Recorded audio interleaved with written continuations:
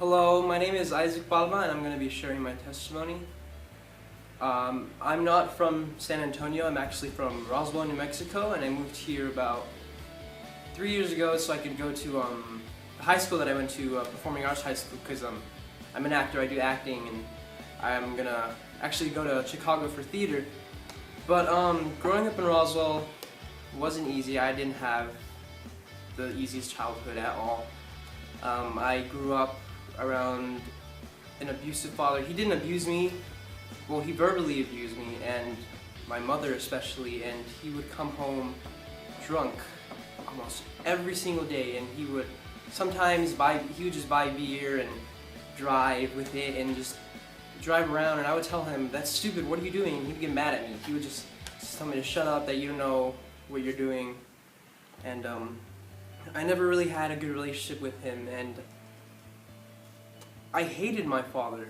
I say that and I mean it, and I did hate him because he would objectify women all the time, and he would there was this show called Sábado Gigante, and they have these dancer girls, and in front of my mom he would be like, and he would check them out and objectify them, and just the way he would look at them, I would get disgusted, and I hated that, and I never wanted to be that, and for that reason I respected women, and I clung to my mom, and my mom, she's my rock. She's always been there for me, and I love her to death.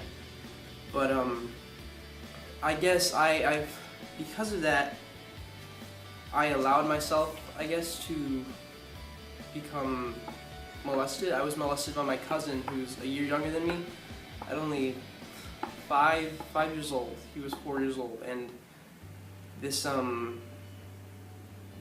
it evolved into a sexual relationship, and it happened.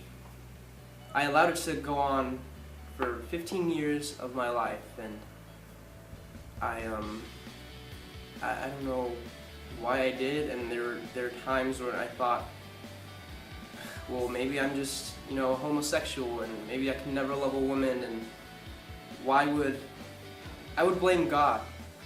I would say, "God, why would you do this to me? Why have you forsaken me to be like this? Why would you allow that to happen to me and let it happen for so long?" And I would get so angry at him, and I've always been a Christian. I was the first Christian in my family, actually. My parents never really believed in God. Now they're Christians, thank God, and they go to church, they participate in it every week, and they're very active in church. But I used to always get so angry at God because he allowed stuff like that to happen. Well, he didn't really allow it. It was obviously Satan and the devil, but I believed it was him, and I always loved God. I do to this day. But I used to be so confused as to why he let that happen, and I was depressed for the longest time. Coming here to San Antonio, I live with my aunt and uncle, and it's very hard. It's been hard. I've had to mature a lot quicker than a lot of kids, because he can't really provide for as much as my mom and dad could provide, obviously. And I used to be super depressed, and I sometimes felt like there was no way out, and that I was just going to be this way for my entire life. And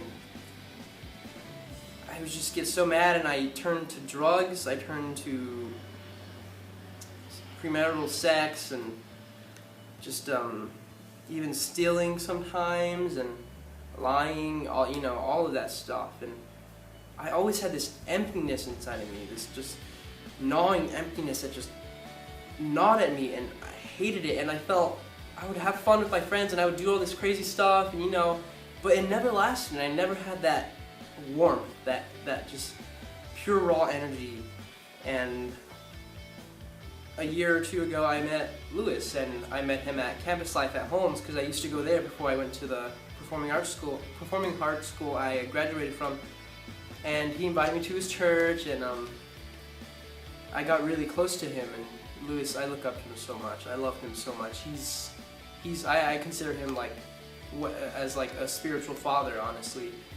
And he was the first one first one ever to know that about me, and I told him, and I remember there were tears in my eyes, and we prayed right here at the church, and then he told me to remember everything, remember all the sights, and I remember there was a cat trying to bother us, and that he told me that it was Satan trying to distract us because he was scared because God was going to move in my life. And from that day on, I've never felt so free, and I finally found that energy and that warmth, and that warmth and that energy is God. And I do struggle with it sometimes, but I mean, it's easier, way easier, and I like girls now, obviously, and I want to get married to some just gorgeous blonde person or whatever. I like blondes. And I pray every day for that beautiful wife, beautiful family, and I know that God's going to provide for me. And every day, every moment, every blessing, I owe it all and all to God, and I love Him so much for it every single day.